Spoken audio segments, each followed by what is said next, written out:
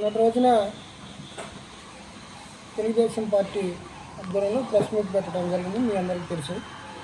దానికి కౌంటర్గా నిన్న vice chairman కాజా గారు ఒక ప్రెస్ మీట్ పెట్టడం జరిగింది. మేము ఆ రోజున సమావేశంలో ఈ పట్టణానికి సంబంధించి అనేక కార్యక్రమాల మీద మేము అడిగిన దానికి ఆయన పాయింట్స్ ఏం చెప్పలేదు. కానీ నా పేరెత్తు ఒక పాయింట్ ఏదో నేను శ్మశాన వాళ్ళ మీద రాళ్ళు వేసుకుంటారు ఏంటి అనే దానికి మాత్రం చెబుతూ ఉదాహరణగా మేమేదో రాయి వేసుకున్నామని దాంట్లో ప్రోటోకాల్ పాటించలేదని చెప్పి ఆయన చెప్పాడు. అసలు కాజా గారు మరి ఆయన ఏదో కాగితం మరి ప్రెస్ వాళ్ళకి చూపించారు, కానీ దాని డీటెయిల్స్ ఇచ్చుంటే ఆయన అసలు మేము ఇవాళ ప్రెస్ మీట్ పెట్టుకున్నా అందులోనే అర్థమయ్యేది.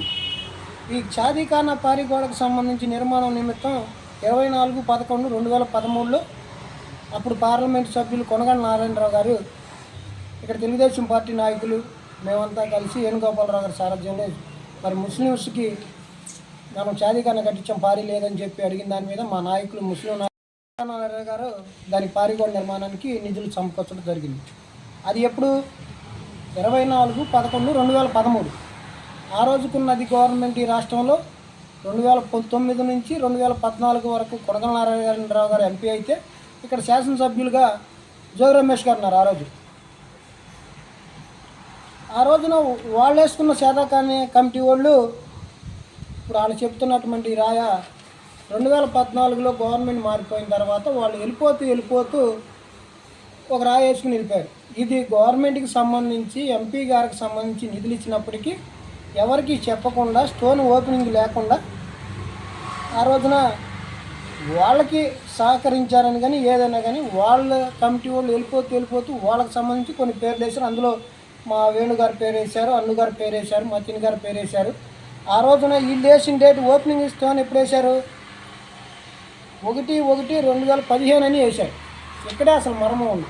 1/1/2015కి ఈ షాదీఖానా ఈ గవర్నమెంట్ వెళ్ళిపోయింది. ఈ షాదీఖానా కమిటీ ఆటోమేటిక్గా గవర్నమెంట్ పోతే రద్దు అయిపోతాయి కదా. అది కరెక్ట్ కాదా? ఈ సందర్భంగా తెలియజేస్తున్నాను. ఓసారి ఈ డేట్లన్నీ చూసుకొని మా అమీదుల్లా గారు కూడా ఆ రోజు అందులో ఉన్నారు, ఆ వివరాలన్నీ ఆయన చెప్తారు. ముఖ్యంగా మీడియా మిత్రులు కూడా నమస్కారం. మొన్న జరిగిన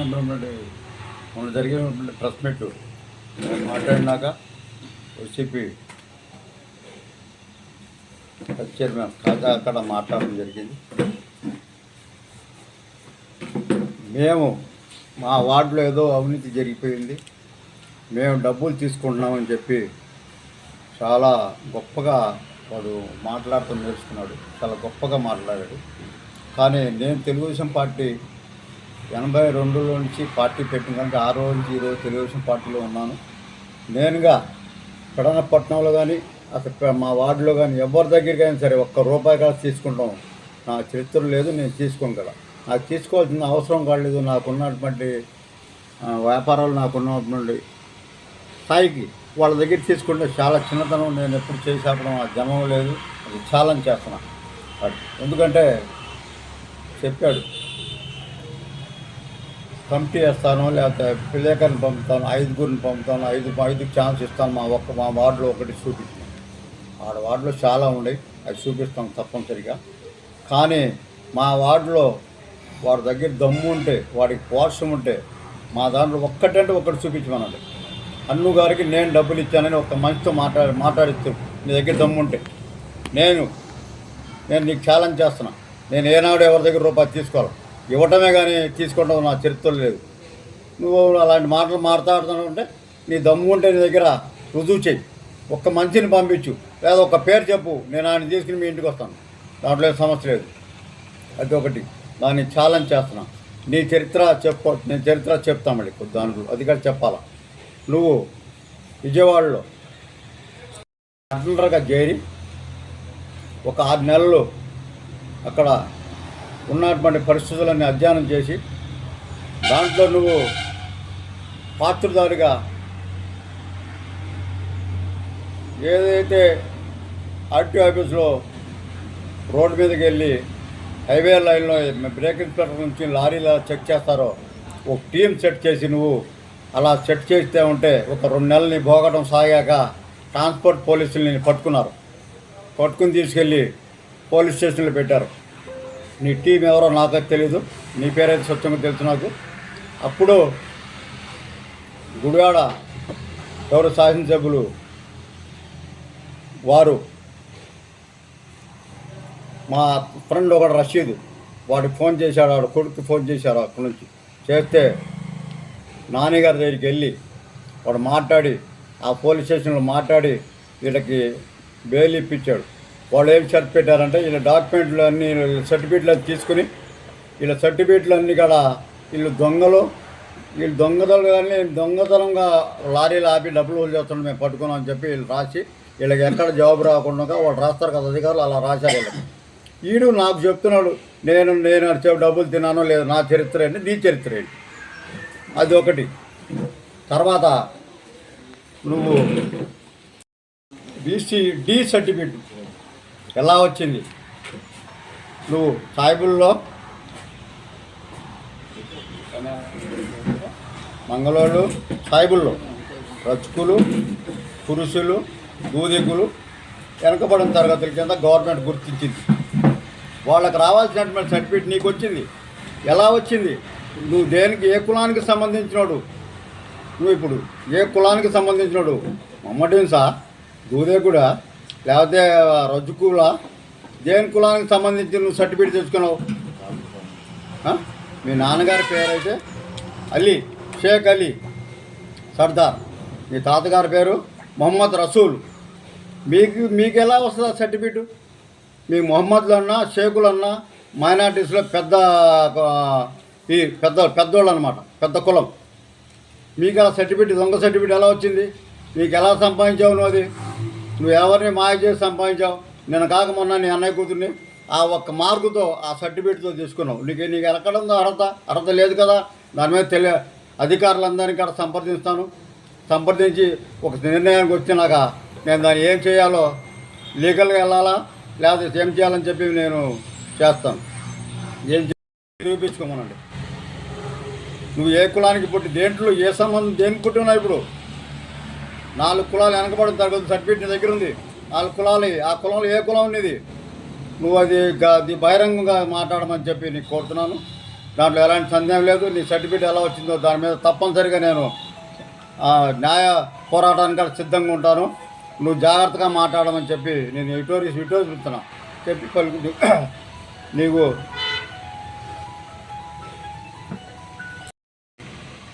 ఇటీవల పట్టణాభివృద్ధి గురించి మీడియాలో జరుగుతున్నటువంటి ఆరోపణలు ప్రత్యారోపణలపై నేను మాట్లాడతాను.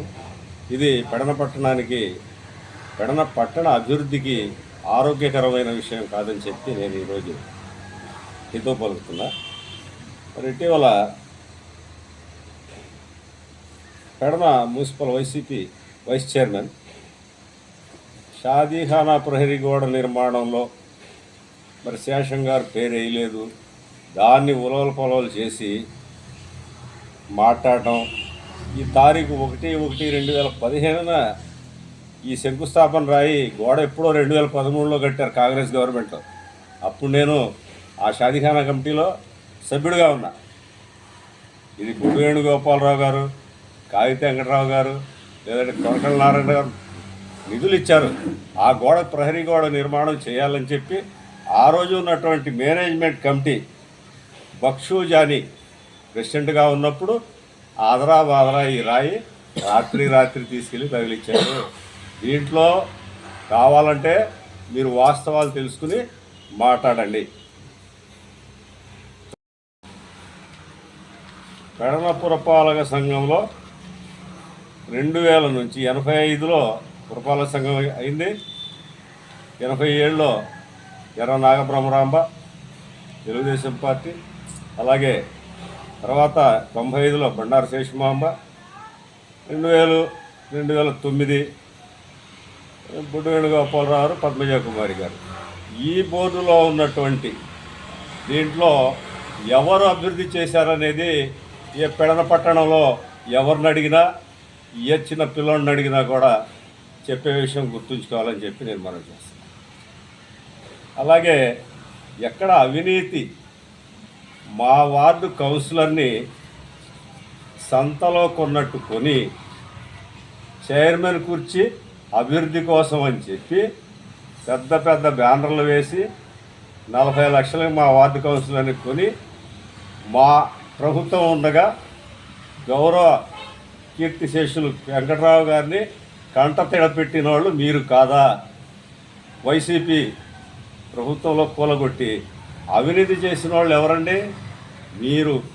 టిట్కో ఇళ్ళు, మా ఇది డంపింగ్ యార్డు 6 ఎకరాలు 22 సెంట్లు టిట్కో ఇళ్ళు, టిట్కో ఇళ్ళకి తీర్మానం చేసి నిర్మించమని అడ్డుకున్నటువంటి వాళ్ళు మీరు కాదా? తీర్మానం అప్పుడు అడ్డుకున్నారు. ఈరోజు అభివృద్ధి క్లస్టర్ విషయంలో కూడా తీర్మానం తిరస్కరించడమో, వ్యతిరేకించడమో, లేదంటే అనుకూలించడమో లేదు. ఈ పట్టణ ప్రజలు అందరూ విఘ్నులు, చాలా తెలివైన వాళ్ళు. ఎవరేం చేస్తున్నారో చూస్తూనే ఉన్నారు. అడ్డుకునే సంస్కృతి మీకుంది.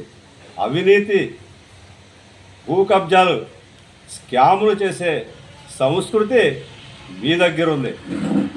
2023లో మీరేం చేశారంటే, ఇదిగో నేను పీజీఆర్ఎస్లో పెట్టి 574 ప్రభుత్వ మున్సిపల్ స్థలము పట్టణ నడిబొడ్డులో 20 లక్షల ముడుపులు మీ మాజీ మంత్రి అలాగే మీ వైసీపీ నాయకులు పందికొక్కులాగా మెక్కారు.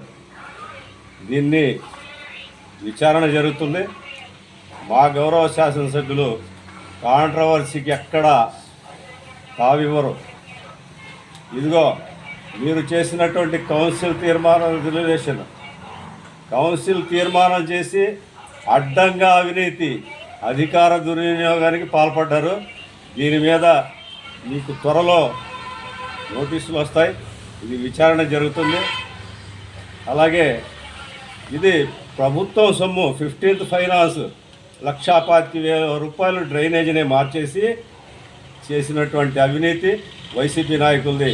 తెలుగుదేశం పార్టీ కానీ, మా గౌరవ ముఖ్యమంత్రి నారా చంద్రబాబు నాయుడు గారు కానీ, మా లోకేష్ కానీ, మా శాసనసభ్యులు 4 సార్లు 6 సార్లు పోటీ చేసినటువంటి గౌరవనీయులు కాగిత వెంకటరావు గారు ఎక్కడ ఒక మచ్చ కూడా లేనటువంటి నాయకుడు. అలాగే ఆయన తనయుడు కూడా ఎక్కడ అవినీతికి ఆస్కారం ఉన్నటువంటి నాయకుడి మీద ఈ రోజున ఒక క్లస్టర్, ఒక అభివృద్ధి కార్యక్రమాన్ని చేపడితే మీరు అడ్డుకుంటారా? తప్పదు. మీకు మీ ప్రభుత్వ అధికారులు కూడా ఏకంగా డిజైన్, మా ప్రభుత్వం అలా చేయదు, ఏకంగా డిజైన్లనే మార్చేశారు. సర్వే, పట్టణ నడిబొడ్డు, ఇది మున్సిపాలిటీకి వచ్చే ఆదాయం వచ్చే విధంగా దీన్ని ఒక కాంప్లెక్స్ నిర్మాణం చేసే యోచనలో మా గౌరవ శాసనసభ్యులు ఆలోచిస్తారని దీని మీద విచారణ కూడా వేయటం జరిగింది. కావున నేను చివరిగా ఒకే విషయం చెప్తున్నా, తెలుగుదేశం పార్టీ నాయకులకు కానీ కార్యకర్తలు కానీ అవినీతి మరకలు ఎక్కడా లేవు. కావాలంటే మీరు ప్రత్యక్ష కార్యాచరణలకు రండి. ఎవరేంటో పట్టణ ప్రజలు నిర్ణయిస్తారు. దయచేసి ఈ మీడియా మిత్రులకి ఒకసారి నా ధన్యవాదాలు తెలియజేసుకుంటూ, మీడియా మిత్రులందరికీ నా నమస్కారాలు. వైస్ చైర్మన్ ఖాజా మా తండ్రి గారైన అబ్దుల్ ఖయ్యూమ్ గారి మీద విమర్శలు చేశారు. అబ్దుల్ ఖయ్యూమ్ హన్ను గారు చైర్మన్గా ఉన్నప్పుడు బొడ్డు వేణుగోపాలరావు గారికి, హన్ను గారికి ఇలాంటి గొడవలు జరిగినాయని చెప్పారు. ఏం గొడవలు జరిగినాయి హన్ను గారికి, బొడ్డు వేణుగోపాలరావు గారికి? 2014, 2019లో హన్ను గారి కుమారుడు నేను కాంట్రాక్ట్ వర్కులు చేశాను పట్టణ మున్సిపాలిటీలో. 2014, 2019లో ఎంత పర్సెంటేజ్ చేశాను వర్కులు? 1 నుంచి 23, 25% రెస్ట్ చేశాను. మీరు 2019, 2025 సంవత్సరంలో ఎంత పర్సెంటేజ్ లిస్టులు వర్కులు చేశారు? బినామీ కాంట్రాక్టులు పెట్టుకుని పెడన్లో 8 కోట్ల రూపాయల వర్కులు జగనన్న కాలనీని మెరక తోలుతాను అని చెప్పి బినామీ కాంట్రాక్టర్గా కొన్ని ఏర్పాటు చేసుకుని ఏ ఒక్కడిని కూడా టెండర్ వేయకుండా మీరు 1 లేదా 2% లెస్ చేసి 8 కోట్ల రూపాయలు ప్రజాధనాన్ని పందుగొక్కులాగా తినేశారు. జనసేన నాయకులు సందర్శించారు. ఎలా సందర్శించారు తెలుసా మీకు? పడవలు తీసుకెళ్ళి సందర్శించారు. మెరక వీళ్ళు ఎలా తోలారని చూద్దామని వెళ్ళి చూస్తే అక్కడ మెరక లేదు, వాటర్ ఉంది కాలనీలో.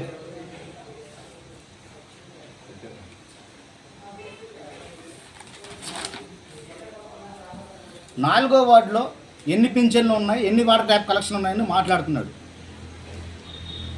5వ వార్డులో మీరు చేసిన ఘనత చెప్తే 5వ వార్డులో పొజిషన్ సర్టిఫికేట్ ఇప్పిస్తానని 10,000 రూపాయలు ఫోన్పే ద్వారా మీ అన్నయ్యకి వేశాడు. ఆ పేరు కాడ రుజువు చేస్తాను ముందులో.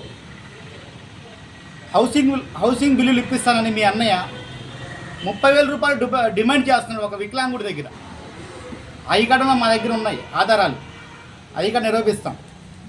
2025 కూటమి ప్రభుత్వం ఏర్పడిన తర్వాత మీరు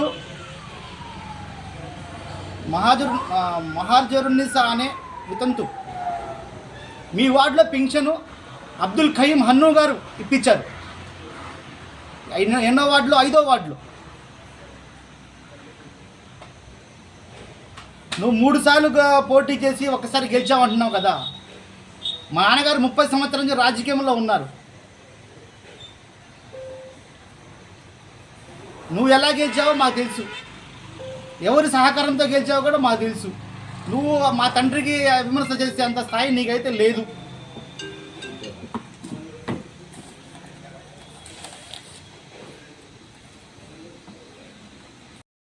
బీసీడీ గురించి వివరిస్తాను. ఖాజా నువ్వు ఏ కులస్తుడు? బీసీడీ అంటే ఏంటి తెలుసా నీకు? బీసీడీ అంటే మీ తాత ఏమన్నా బీసీడీ సర్టిఫికేట్ ఉందా? మీ తండ్రికి ఉందా? మీ తండ్రికి ఉంది. ఎలా ఉంది? 4 చచ్చిపోయిన కోళ్ళు తీసుకెళ్ళి కోళ్ల ఫారం నుంచి అమ్ముకుంటే వేరే పొరుగురులో, ఈ ఊర్లో కూడా అమ్మనేవాళ్ళు అంటే పొరుగురులో అమ్ముకుంటే మీకు బీసీడీ సర్టిఫికేట్ వచ్చింది. ఎవరు ఎలా వచ్చిందో మాకు తెలుసు. అది మీ అత్తయ్యకి లేదు, మీ బాబాయ్లకి లేవు, ఎవరికి లేవు బీసీడీ సర్టిఫికెట్లు. కుటుంబంలో మీ కుటుంబానికి బీసీడీ సర్టిఫికేట్ వచ్చింది. దానికి మేము ఎలా చేయాలన్నది ఆలోచిస్తున్నాం. న్యాయ పోరాటం చేస్తామని మా నాన్నగారు చెప్పారు. దానికి ఎలా చేయాలి ఏంటని మేము చేస్తాం. దాని గురించి 16లో రెడీమేడ్ షాప్ పెట్టావు గాంధీ కాంప్లెక్స్లో. ఎవరి సహకారం తీసుకుని పెట్టావు? 2015, 2014, 15లో నువ్వేమో టైక్లూరులో వైసీపీ, పెడన్లో ఏమో మీ నాన్నగారు టీడీపీ. అది మీ సంస్కారం. నీ కుటుంబం ఎక్కడుంది తెలుసా? నీ ఓట్లు ఎక్కడుంది తెలుసా? 2015, 2019 దాకా, 2018, 19 దాకా నీ కుటుంబాలు జింజేర్లో అచ్చవారిపాలెంలో ఉన్న నీ ఓట్లు, నీ డోర్ నెంబర్ సహా అక్కడ ఉంది. అక్కడ ఇవాళ నువ్వు మున్సిపాలిటీకి పోటీ చేస్తాను, ఏదో అవకాశం వచ్చింది, మా నాయకుడు అందుబాటులో లేకపోవడం వల్ల నీకు ఒక ఛాన్స్ వచ్చింది. దానివల్ల నువ్వు ఆసరా తీసుకుని 2019లో 5వ వార్డు నుంచి పోటీ చేశావు. 2015, 16లో రెడీమేడ్ షాప్ పెట్టావు అన్నావు కదా. ఎవరు సహకారంతో పెట్టి తెలుసా? ఎవరిచ్చారు నీకు ఆ షాప్? ఆ రోజు ఇన్ఛార్జ్ చైర్మన్ అబ్దుల్ ఖయీం గారు ఇచ్చారు ఆ షాపు. ఎవరు ఓపెనింగ్ చేశారు తెలుసా నీకు ఆ షాపు? 2015, 16లో ఇన్ఛార్జ్ చైర్మన్గా ఉన్నప్పుడు హన్ను గారు ఓపెన్ చేశారు ఆ షాపు. మా నాయకులు చాలామంది చెప్పారు అతనికి షాప్ ఇవ్వమాకనని. అయినా సరే మా తండ్రి గారు ఇచ్చారు ఆ రోజు. మెగా డిఎస్సి 2025లో మీకు జాబ్ వచ్చింది మీ కుటుంబంలో. ఎలా వచ్చింది? దొంగ సర్టిఫికెట్లు పెట్టుకుని బీసీడీ కింద జాబ్ తెప్పించుకున్నారు. ఏ ప్రభుత్వంలో? కూటమి ప్రభుత్వంలో. మీ జగనన్న ప్రభుత్వంలో ఏ ఒక్క రోజు కూడా డిఎస్సి పడలేదు. తండ్రి గారి ఫోటో, మా నాన్నగారి ఫోటో పెట్టి విలేకరులకు ఇస్తాం, ఛాలెంజ్ చేస్తాం. గంగాధరరావు గారు అన్నాడు. గంగాధరరావు గారు రాలేదు. వాళ్ళు నేను చెప్పాను గంగాధరరావు గారికి. ఏంటి గంగాధరరావు గారు హెడ్డింగ్లో రాసుకోండి అంటున్నావు కదా. నేను చెప్తా విను. మీ నాన్నగారి ఫోటో, మా నాన్నగారి ఫోటో పెట్టి విలేకరులకు 2 గ్రూపులుగా విడదీసి పైమకాడ పంపిద్దాం. ఏంటి 2000 మీ నాన్నగారికి ఫోటోలో పేరు అని చెప్తారు తెలుసా నీకు? షేక్ అలీ సర్దార్ అంటావు కదా, మీ నాన్నగారి పేరు ఏంటో 5వ వార్డులో 4వ వార్డులో 23 వార్డులో అడుగు చెప్తారు. మీ నాన్న పేరు ఏంటి తెలుసా నీకు? షేక్ అలీ సర్దార్ అంటున్నావు కదా, మీ నాన్నగారు డకాటి అని పిలుస్తారు పెడన్లో. షేక్ అలీ సర్దార్ అంటే ఎవరు తెలియదు. నువ్వు కానిస్టేబుల్ ఉద్యోగం ఇప్పిస్తానని చెప్పి ఎవరి దగ్గర డబ్బులు తీసుకున్నావు ఆ చట్టాకడ మా దగ్గర ఉంది. ఏంటి ఉర్దూ లైబ్రరీ గురించి చెప్తాను 2 నిమిషాలు. 5వ మన పెడన్లో ఉర్దూ లైబ్రరీ ఉందండి. ఎవరికి తెలియదు ఉర్దూ లైబ్రరీ ఉన్నట్టుగా. అసలు పెడన్లో ఉర్దూ లైబ్రరీ ఉన్నట్టుగా ఎవరికి తెలియదు. ఆ కార్యక్రమాలు ఏం జరుగుతాయి సార్ ఉర్దూ లైబ్రరీలో? అక్కడ కమిషన్లు 5వ వార్డులో ఎవరి దగ్గర ఎంత తీసుకోవాలి, ఏ సర్టిఫికేట్కి ఎంత తెప్పించుకోవాలి, ఈ కార్యక్రమం జరుగుతాయి అక్కడ. ఉంది మీ దగ్గర మీరు చేసిన అరాచకాలన్నీ మా దగ్గర ఎవిడెన్స్ ఉంది. అవన్నీ నువ్వు ఒక మీటింగ్ అన్న ప్రతి వారం నేను వెబ్సైట్ పెడతాను అంటున్నావు కదా, స్క్రిప్ట్ అంటున్నావు. స్క్రిప్ట్ కాదు, ఇది ప్రెస్ మీట్. ఇది స్క్రిప్ట్కో ప్రెస్ మీట్కో తేడా తెలియదు నీకు అసలు. ఇంకోటి చెప్పా, పాల కేంద్రం గురించి. పాల కేంద్రం నీళ్ళు అన్నావు కదా, పాలలో నీళ్ళు అంటున్నావు కదా. పాల కేంద్రం పాలలో నీళ్ళు ఎంత వస్తాయో అంటున్నావు కదా. పాలలో వెన్న శాతం చెక్ చేస్తారు. దానికి ఒకసారి సందర్శించు పాల కేంద్రంకి వెళ్ళి. అక్కడ మిషన్ ఉంటుంది, ఎంత వెన్న శాతం ఎంత వస్తుంది ఏంటి దాన్ని బట్టి రేటుని ఇస్తారు. నువ్వు చెప్పినంత, నువ్వు బురద జల్లినంత ప్రకారం అక్కడ ఏం జరగదు అక్కడ. అది మా తండ్రి గారికి నువ్వు గేదెలు మేపుకుంటున్నామని చెప్తున్నావు కదా. మా తండ్రి గారు నిజాయితీగా గేదెలు మేపాడు, వ్యవసాయం చేశాడు. మీలాగా దొంగ కోళ్ళు అమ్ముకోలేదు, ఊర్లు తిరిగి నిజాయితీగా పెడల్లోనే ఉన్నాడు 30 సంవత్సరాల నుంచి. అది నువ్వు ఏ రూపాలు ఏ ఊసరవుల్లో ఏ రకాలుగా చేసుకున్నారో మీ గురించి మా ప్రజలకు అందరూ తెలుసు పట్టణపట్నంలో. ఈ విషయాన్ని తెలియజేస్తున్నాను. విలేకరులకు నమస్కారాలు. మరి నిన్న రాజా గారు, వైస్ చైర్మన్ గారు మన తెలుగుదేశం పార్టీ మీద, దొడ్డి వేణుగోపాలరావు గారి మీద, అలాగే హన్ను గారి మీద ఆయన చేసిన విమర్శలు చాలా దురదృష్టకరంగా ఉన్నాయి, చాలా ఘోరంగా ఉన్నాయి. అయితే వేణు గారికి సవాలు చేసేటువంటి స్థాయి కాదు అతనిది. వేణుగారు కుటుంబం, అతను రాజకీయాల్లో ఈ మున్సిపాలిటీల్లో 2, 5, 10 సార్లు వాళ్ళు చైర్మన్గా చేశారు. ఆ చైర్మన్గా చేసినటువంటి అంత దీర్ఘకాలం చైర్మన్ చేసినటువంటి వ్యక్తులు ఇప్పుడు వరకు కాంగ్రెస్లో లేరు, వైఎస్ఆర్సీపీలో కూడా లేరు.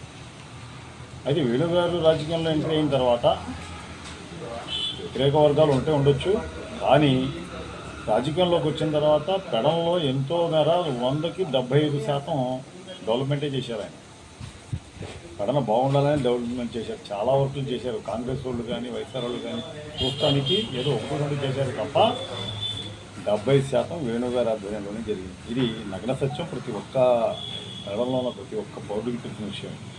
అటువంటి వ్యక్తిని ఒక హాజా, అంటే వయసు చిన్నది, అనుభవం లేని పరిస్థితి కాబట్టి అంత మరీ దరిద్రంగా మాట్లాడారు.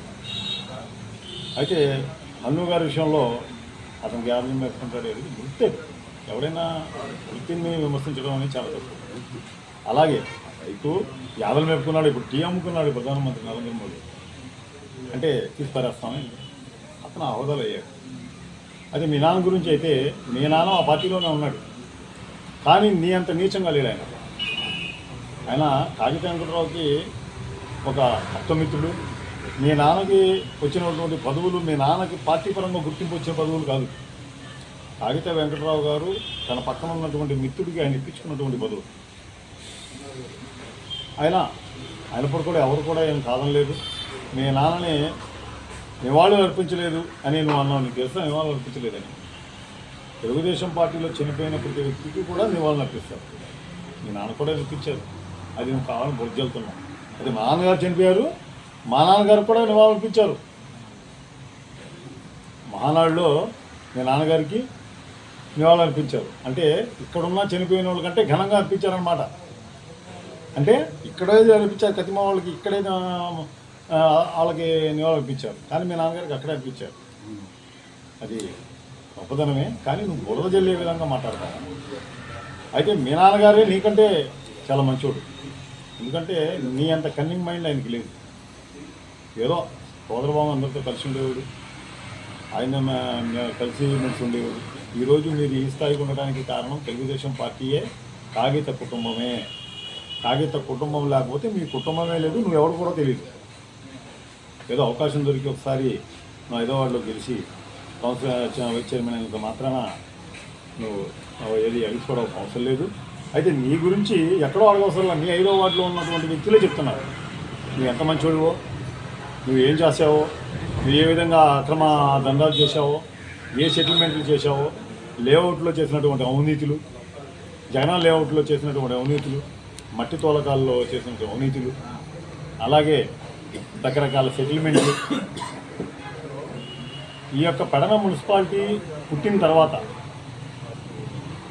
ప్రతిసారి కూడా వైస్ చైర్మన్ ముస్లిమ్స్ అవుతారు కాబట్టి అవుతుంది కాబట్టి వైస్ చైర్మన్లుగా ఉన్నటువంటి వాళ్ళు, నువ్వు వైస్ చైర్మన్ అయిన తర్వాత నీ అంత అవినీతి ఏ వైస్ చైర్మన్ కూడా చేయలేదు, ఏ ముస్లిం అభ్యర్థి కూడా చేయలేదు. బాబారు చేశాడు, అన్నగారు చేశారు, అందరు చేశారు. నీ అంత అవినీతి, నీ అంత కన్నింగ్ వ్యవహారం ఏ వైస్ చైర్మన్ కూడా చేయలేదు. ఇది గ్యారంటీ, ఇది ఎవరైనా పరిశీలించుకోవచ్చు. మీరు ఎటువంటి చేసావో పూర్తిగా జనాలకు తెలుసు. మీరేదో చెప్పినంత మాత్రాన బురదలి నిజం కాదు. కావాలంటే నిజ నిర్ధారణ చేసుకుందాం అనుకుంటే దానికి సిద్ధమే.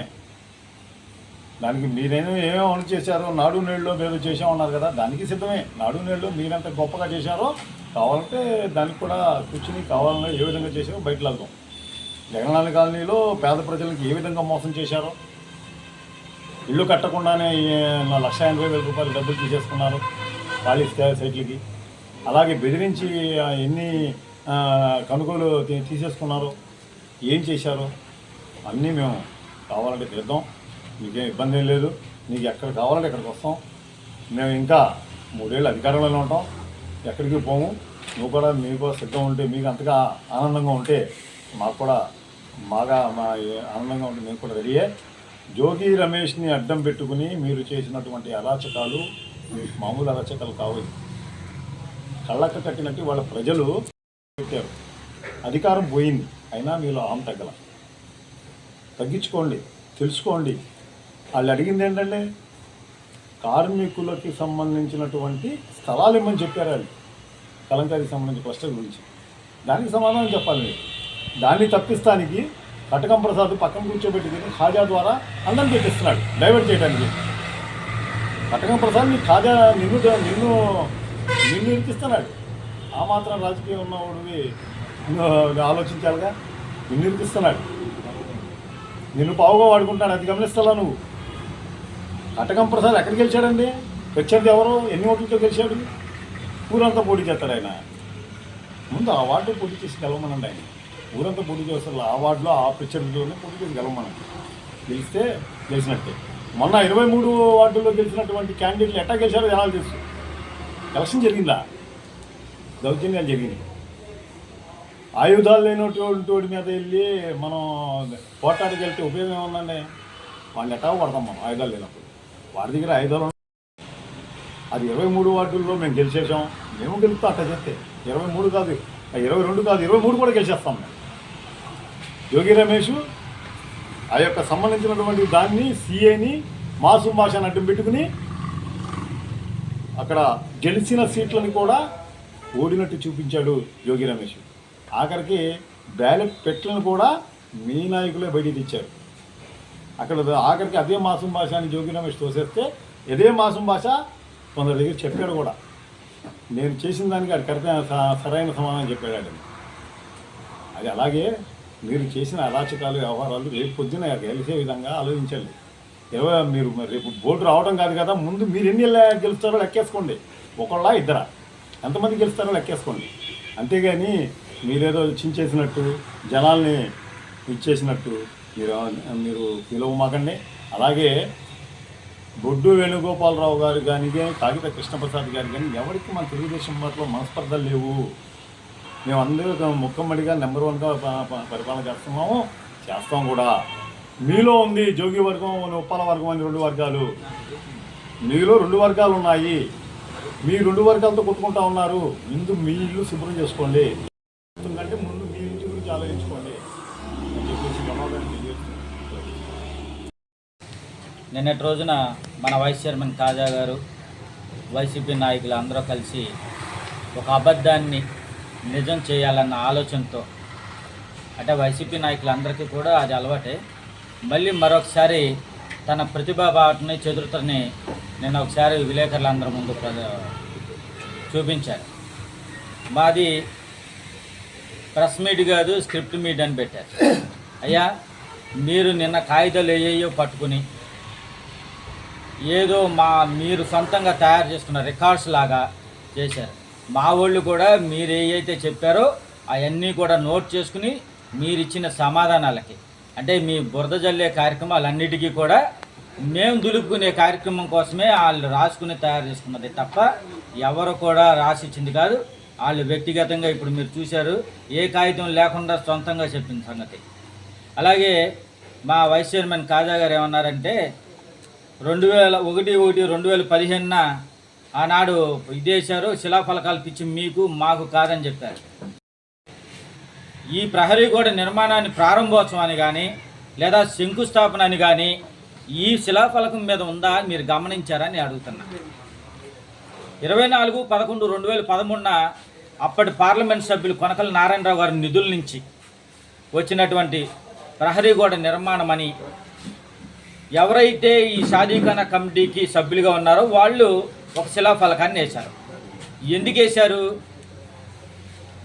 2009లో ఎన్నికైన జోగి రమేష్ ఈ నియోజకవర్గాన్ని వదిలేసి, అభివృద్ధిని వదిలేసి, ఆయన స్వప్రయోజనాల కోసం ఈ నియోజకవర్గాన్ని వదిలేసి ప్రజల్ని ఏకాకులు చేసిన సమయంలో ముస్లిం సోదరులకి షాదీఖానా కట్టిన తెలుగుదేశం పార్టీ తిరిగి ఆ షాదీఖానాకి ప్రహరీ గోడ నిర్మాణం చేయాలని, అందులో భాగంగా ఎంపీ గారి సహకారంతో కావాలని చెప్పి కాంగ్రెస్ పార్టీలో ఉన్నటువంటి సారథ్యంలో ఏర్పడినటువంటి ఈ కమిటీ సభ్యులు వేణుగోపాలరావు గారు మతిన్ గారిని కోరారు. వేణుగోపాలరావు గారు ఎంపీ గారి దగ్గర నుంచి సుమారు 4 లక్షల చిల్లర ఎంతో అమౌంట్ తీసుకొచ్చి నిర్మాణం చేశారు.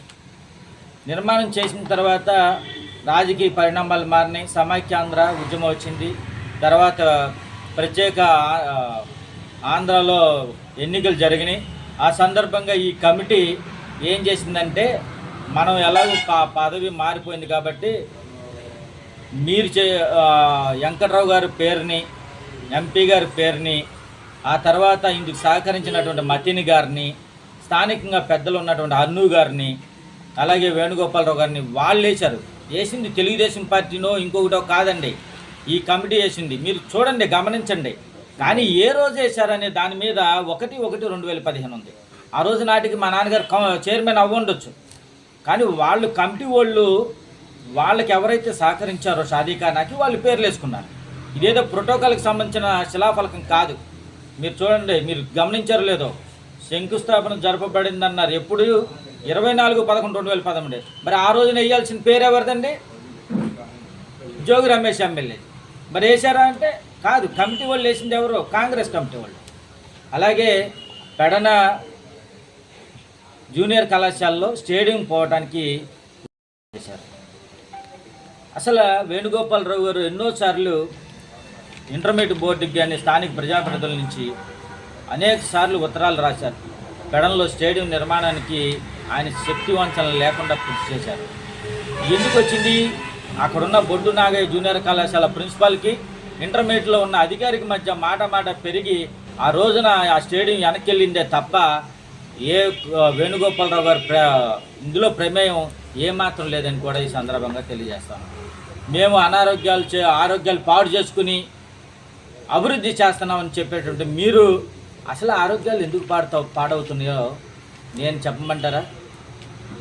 ఇంకొక 3 నెలల్లో ఇన్ని పదవీకాలం ఊడిపోతుంది. మేము రాజకీయంగా నిరుద్యోగులం అవుతా ఉన్నాం. మేము చేసినటువంటి తప్పులకి, అవినీతికి కూటమి ప్రభుత్వం, నిజాయితీగా ఉండేటువంటి కూటమి ప్రభుత్వం మా మీద ఎంక్వైరీలు చేసి మమ్మల్ని జైల్లో పెట్టించే రోజులు దగ్గర ఉన్నాయి కాబట్టి మీకు అతి భయంకరమైనటువంటి మానసిక జబ్బు వచ్చి ఆరోగ్యాలు పాడైపోయినాయి తప్ప మీరు అభివృద్ధి కోసం పాటుపడే వ్యక్తులైతే కాదు. ఒక వేణుగోపాలరావు తన ఆస్తులను అమ్ముకుని ఈ రోజున పెడన పట్టణంలో అనేక అభివృద్ధి కార్యక్రమాలు చేశారు. అందులో అన్ని పార్టీలతో పాటు మీ పార్టీ వారు కూడా వేణుగోపాలరావుని పొగిడారని చెప్పి కూడా సందర్భం తెలియజేసుకుంటూ ఈ అవకాశం ఉంటే మీకు సెలవు. చైర్మన్గా వేణుగోపాలరావు గారు ఆయనకున్న అతి తక్కువ కాలంలో విదేశ విద్య కింద కొంతమందిని, అలాగే ఆదరణ పథకం 2ని, తర్వాత బీసీ కార్పొరేషన్ రుణాలని, వీటన్నిటినీ కూడా ఎక్కువ సంఖ్యలో ఇప్పించిన ఘనత వేణుగోపాలరావు. మీరు కావాలంటే రికార్డ్ చూసుకోండి. ఏమైనా మీ హయాంలో ఏం చేశారండి?